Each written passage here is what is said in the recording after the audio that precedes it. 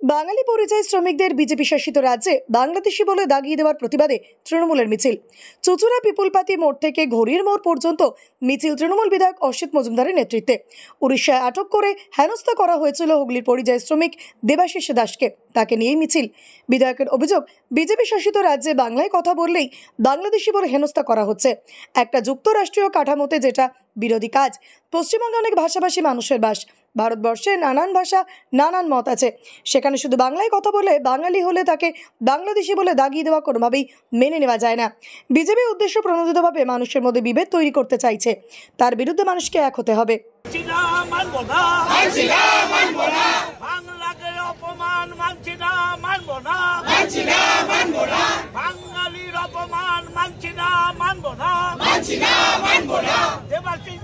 উড়িষ্যায় আটকে রাখা হলো কেন? বিজেপি জবাব দাও। দেবাশিস দাসকে উড়িষ্যায় আটকে রাখা হলো কেন? বিজেপি জবাব দাও। কি বলবে আজকে তোমার হয়ে এত লোক রাস্তায় নেমেছে, স্বয়ং বিধায়ক তোমার সঙ্গে মিছিল করে, কি বলবে? সবাইকে প্রথমে জানাই আমি আমার নমস্কার। তো আমরা আজকে পরিযায়ী শ্রমিক, বাইরে গিয়ে বিভিন্ন জায়গায় কাজ করতে হচ্ছে আমাদের, আর কাজ না করলে আমরা খাবো কি? তো আমাদের কাজ করেই খেতে হবে। আর বাইরে যত বিজেপি শাসিত রাজ্য আছে, তো তাতে গেলে এই আমাদের করতে হচ্ছে, মানে দুর্ভোগে পড়তে হচ্ছে। আজকে একদিন নয়, বারবার।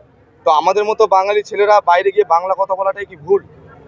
যে বাংলা কথা বলে বাংলা কথা বলে মানে এটা তো ভারতবর্ষের সর্বধর্মের সব দেশ। তো বাইরে গিয়ে যখন আমরা বাংলা বলছি, তখন তাদের এরিয়ার যা লোক আছে তারা বলছে এরা বাঙালি। বাঙালি মানে বাংলাদেশি। তো আগে এদের ভেরিফিকেশন করো।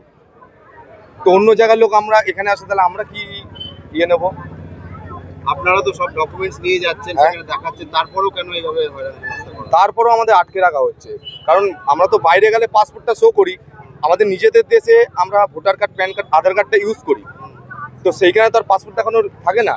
তবুও বাড়ির জমির দলিল থেকে আরম্ভ করে, পর্চা থেকে আরম্ভ করে সব কিছু, বাবার মার, এমনকি বাবার বার্থ সার্টিফিকেট কোথায় পাবো? তো সব কিছু আমাদের কাছে চাওয়া হয়েছে।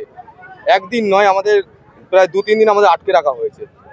কি করবে এখন? কাজ তো করতে হবে।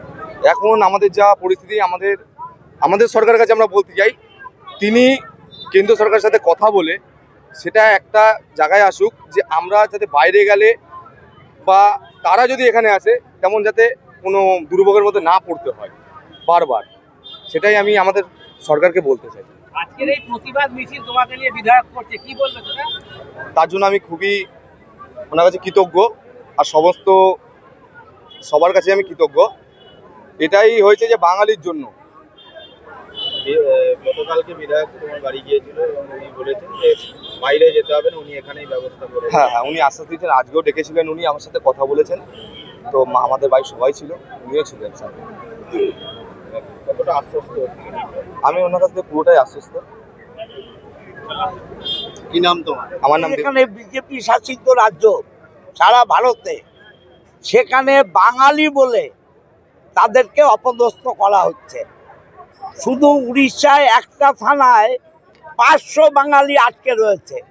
বারুইপুর, সোনারপুর, বা আপনার মুর্শিদাবাদ, ইভিন আমার রবীন্দ্রনগরের আর একটা ছেলে, সে কালকে ছাড়া পেয়েছে, ট্রেন ধরেছে, আজকে হয়তো আসবে। তা বাঙালি হওয়ার অপরাধে এবং বাংলা কথা বলার অপরাধে তারা অপরাধী। এটা ভারতবর্ষে যুক্তরাষ্ট্রীয় কাঠামো, এখানে সমস্ত ভাষাভাষীর মানুষ আছে। আমরা বাংলায় গুজরাটি, মারাঠি, তেলেগু, বিহারি, সবাই আছে, ইভিন উড়িয়াও আছে। আমরা কি কাউকে অসম্মান করছি? বাঙালিদের যে মর্যাদা, তারাও সেই মর্যাদায় আছে। তাহলে বাঙালি বলে বিজেপি শাসিত রাজ্যে কেন আমাদের ছেলেদের হয়রানি করা হবে? তার প্রতিবাদে আমরা আজকে দেবাশিসকে নিয়ে মিছিল করছি। বাঙালিরা এক হও, বাংলা এক হও। বিজেপির স্বৈরাচারী নীতির বিরুদ্ধে, সাম্প্রদায়িক নীতির বিরুদ্ধে এবং ভাষাগত নীতির বিরুদ্ধে।